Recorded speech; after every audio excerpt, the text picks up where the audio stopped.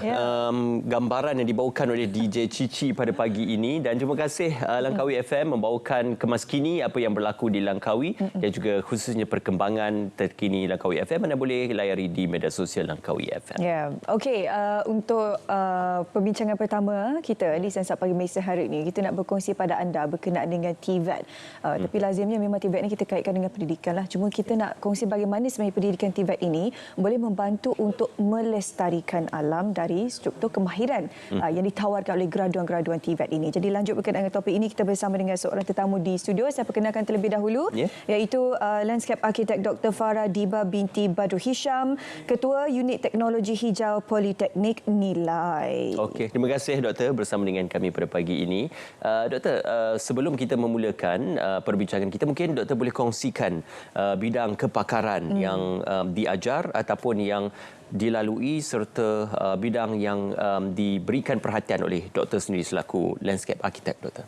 Terima kasih kepada Shu dengan Ismail. Assalamualaikum warahmatullahi wabarakatuh dan selamat pagi.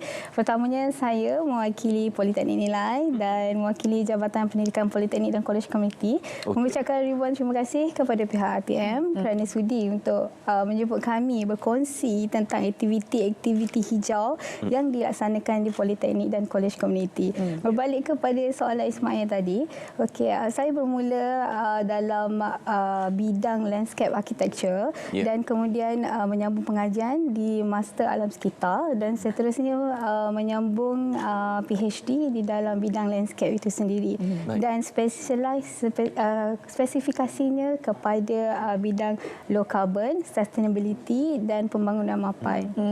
Okey, jadi bagaimana TVET dan juga kepakaran doktor sendiri digabungkan untuk menghasilkan graduan-graduan yang berkemahiran tinggi dan dalam masa yang sama kemahiran mereka itu digunakan untuk melestarikan alam sekitar? Okey, terima kasih kepada soalan itu. Saya rasa semua orang tahu di mana TVET Politeknik dan Kolej Komuniti di Malaysia ini merupakan pengeluar tenaga mahir yang paling banyak di Malaysia.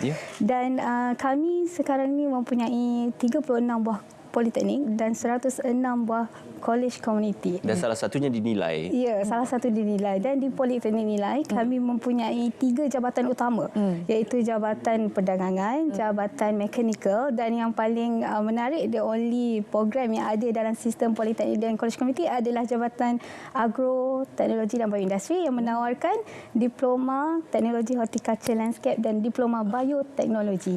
Wow, dalam konotasi diploma itu saya kira ada 3 bidang keutamaan, horticulture, landscape dan agroteknologi. Jadi bagaimana penawaran subjek-subjek pembelajaran ataupun kemahiran-kemahiran TVET dalam kursus yang dinyatakan oleh doktor tadi? Okey, sebenarnya kami di Jabatan Pendidikan Politeknik dan Kolej Komuniti sentiasa komited dalam melaksanakan, dalam melahirkan tenaga mahir dan seiring dengan kelestarian alam sekitar.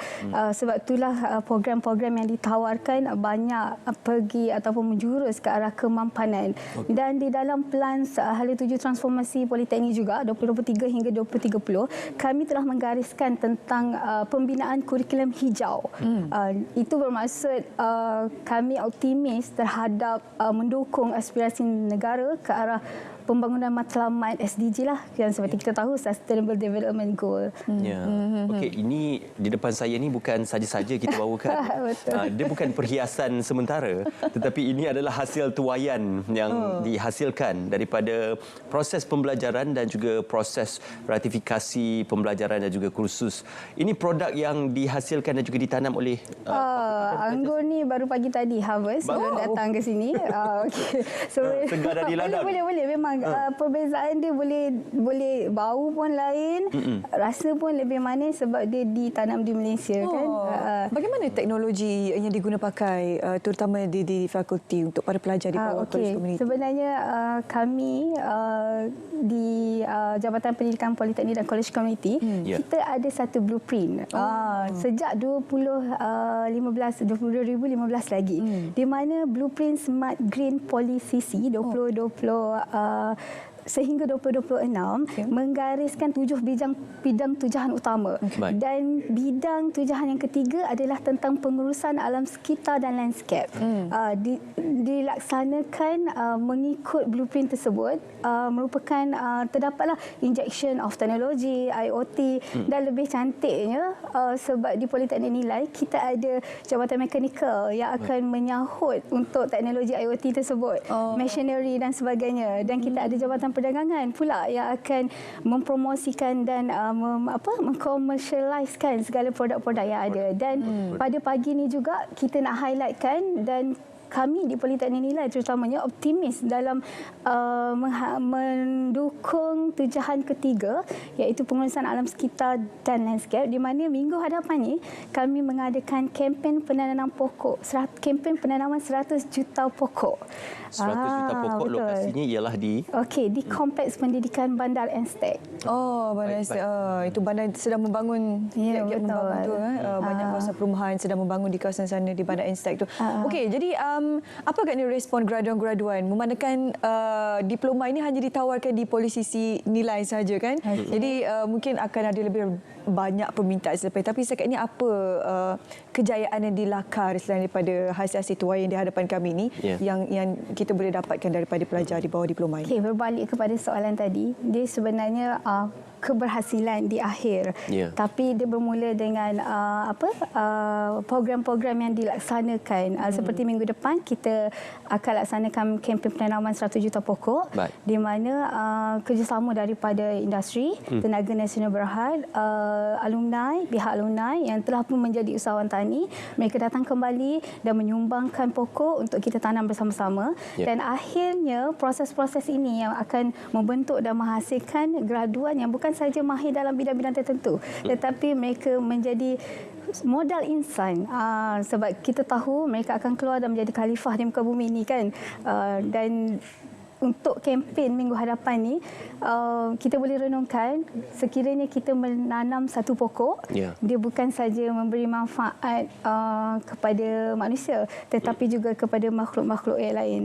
Jadi sebenarnya kita, badan-badan kerajaan, badan-badan swasta, institusi pendidikan mampu untuk mengubah masa depan generasi akan datang. Okey. Doktor, kita sedia maklum hasrat di peringkat global maupun di peringkat tempatan adalah Sustainable Development Goal ataupun kemampanan secara peringkat global. Jadi bagaimana TVET ini menjadi satu platform yang menyediakan ruang ke arah kita mencapai hasrat dan juga tujuan kerajaan, bukan sahaja kepada SDG tetapi juga memperkasakan industri pertanian, sumber makanan, keterjaminan makanan dan juga landscape dalam konteks pembelajaran secara berfokus dan juga secara ilmiah seperti bidang TVET ini. Okey, saya setuju dengan kenyataan tersebut. Sekarang ni semua pelajar perlu faham tentang Sustainable Development Goal. Bukan itu saja, malah sekarang dunia telah bergerak kepada ESG, Environmental Social Governance. So ESG akan memegang ekonomi. Jadi para pelajar perlu didedahkan dengan aktiviti-aktiviti yang melibatkan SDG, ESG, dan selepas ni kita pun tak tahu 3P planet dan sebagainya. Jadi bagi saya, TVET merupakan pemacu utama ataupun penggerak yang bakal membawa para pelajar ini melalui pelan-pelan transformasi dan blueprint yang telah dikeluarkan. Dan seperti yang saya beritahu daripada awal tadi, kami di Politeknik dan Kolej Komuniti memang sentiasa align dan mendukung matlamat negara, terutamanya yang paling hampir dalam mencapai matlamat pembangunan negara 2030 SDG. Untuk menggalakkan lagi ibu bapa dan juga anak-anak di luar sana untuk melanjutkan pengajian mereka dalam bidang kemahiran, terutama diploma yang doktor kongsikan ini, apakah antara bidang kerja yang mereka boleh ceburi dan apa kelebihannya sekiranya mereka menyertai bidang kerja tersebut di bawah pendidikan dan juga pembelajaran di bawah TVET ini? Okey, kami di Jabatan Pendidikan Politeknik dan Kolej Komuniti menggariskan beberapa pelan strategi. Antaranya adalah di samping melahirkan graduan TVET yang berkualiti, kita mencakupi semua sehinggalah melahirkan usahawan yang berjaya. Jadi kita membuka banyak peluang kepada para pelajar. Sekiranya beliau tidak bekerja dengan company-company yang besar dan sebagainya, beliau boleh mencuburi dalam bidang usahawan. Contohnya yang paling hampir adalah bidang diploma teknologi horticulture landscape lah, di mana kita memberi ruang pendidikan supaya pelajar mempelajari teknologi-teknologi terkini seperti yang latest lah, yang penanaman anggur di Malaysia. Dan saya rasa bila mereka keluar, itu merupakan satu opportunity ataupun peluang pekerjaan yang besar untuk mereka, sama ada menjadi tenaga pengajar, pusat latihan ataupun pengeluar anggur di Malaysia. Tapi ada tak kaitan, sorry Ismail, soalan susulan tiba-tiba keluar dekat otak tu. Terus pada soalannya. Penggunaan media sosial sekarang kan. Kita memang ada platform tu, cumanya mungkin pelajar di luar sana rasa, yalah budak-budak sekarang kan dia nak something yang komersial, yang orang kenal, yang orang lihat. Jadi kita perlu korelasikan dengan penggunaan media sosial. Adakah ini juga turut dididik dan diajar penggunaan media sosial kepada graduan-graduan TVET juga? Ada. Di dalam pembangunan kurikulum kami, kami seperti yang saya sebutkan sebentar tadi, kita bukan sahaja melahirkan pelajar yang berkemahiran dalam bidang tertentu, tetapi kita nak melahirkan modal insan. Maksud modal insan tu adalah kita ada injection of subjek-subjek seperti pengkomputeran, teknologi dan juga keusahawanan, di mana semua subjek perlu mengambil subjek keusahawanan, sama ada dia menjadi satu subjek ataupun dia adalah topik di dalam subjek.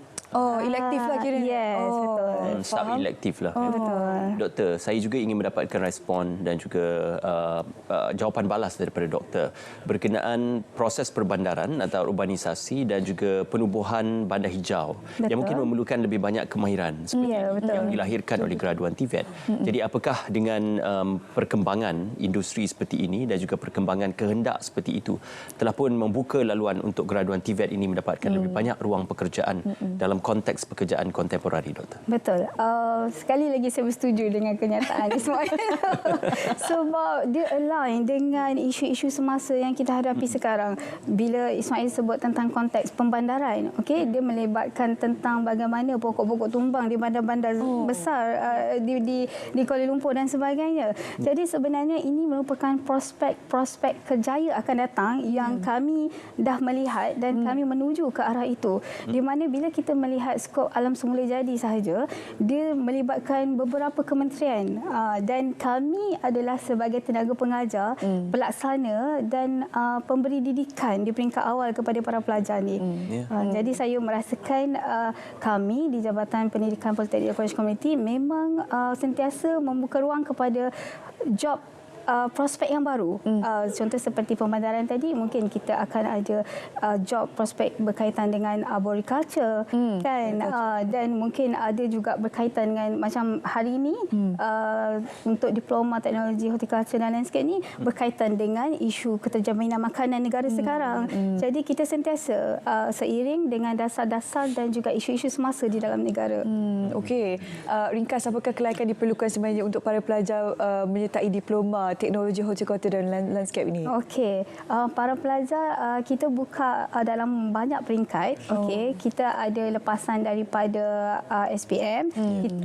Kita juga menerima pelajar daripada lepasan CJ College Community sendiri dan juga daripada lepasan institusi pengajian yang lainlah di peringkat CJ untuk sambung ke diploma. Untuk mengetahui syarat yang dengan lebih lanjut, sebab kita ada banyak badan akreditasi. Kita ada MQA, kita ada lembaga MBOT juga yang mengakredit kita punya kurikulum, dan kita ada juga lembaga seperti ITEC, engineer kan. Jadi dia mempunyai syarat-syarat kemasukan yang berbeza. Jadi boleh melayari laman web kami dan di situ terdapat lebih banyak program yang terbuka untuk pelajar-pelajar di luar sana untuk melihat program-program kemahiran yang sesuai dengan mereka, dan kami menjanjikan teknologi-teknologi terkini seperti inilah. Siapa sangka kan anggur boleh ditanam di Malaysia, tapi kita dah ke arah itu dan berjaya melaksanakannya. Saya nak rasa anggur ni sebelum masa habis lagi 1 minit. Memang sebab ini tapi comelnya anggur dia, tengok. Yes, dia memang akan rasa bau lain. Makan buah-buahan dan sayur-sayuran. Tengok anggur ni comel gila. Sekecil. Selalunya kalau kita tahu dekat market saiz besar kan. Tengok. Ni memang 100% dekat tanam dekat mana ni? Kalau yang ini memang di Rumah Anggur Politeknik Nilai. Politeknik Nilai.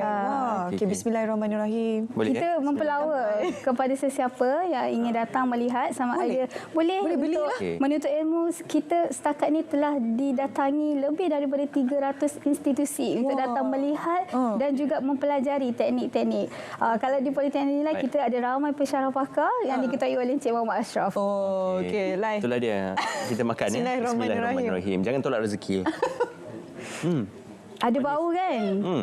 Kalau anggur di luar sana tak ada bau kan? Pagi tadi. Yes. Dia ada that essence yang Aroma. naik dekat. Betul. Fresh punya aroma kan? Satu lagi. Itulah perbezaannya. Kita boleh beza. Sudah. Terima kasih Doktor bersama Sama-sama. dengan kami. Itulah dikatakan seperti perumpamaan berbudi kepada tanah. Kita akan mendapat hasilnya. Betul. Terima kasih Landscape Terima kasih Architect juga Dr. Farah sekali Diba lagi binti jumpa Badul kami. Hisham, Ketua Unit Teknologi Hijau Politeknik Nilai bersama dengan kami pada pagi ini. Kita doakan selamat maju jaya Okey, untuk terima kasih. anjuran dan juga pelaksanaan program TVET di Politeknik dan juga penawaran program-program sedemikian. Okey, kita nak break seketika, kembali selepas ini ada topik menarik lagi yang kami akan bawakan untuk anda. Jangan ke mana-mana.